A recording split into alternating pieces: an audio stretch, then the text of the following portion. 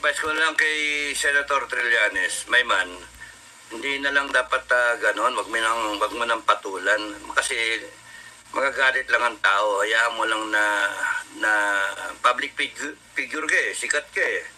So dapat hindi mo na lang pinatulan yung mga tao. Sino ba yung mga dinamanda mo? Si Harry Roque, yung pati SMN ay na blacklist, ano, pati sila Banat Bay, no, lahat sila. So ganun talaga. Kaya mahirap magpolitika eh, no? Mga politiko. Kasi napipikong kayo pagka merong masamang sinasabi ang mga tao. Hindi naman magsasalita ang tao ng intriga kung hindi kayo hindi kayo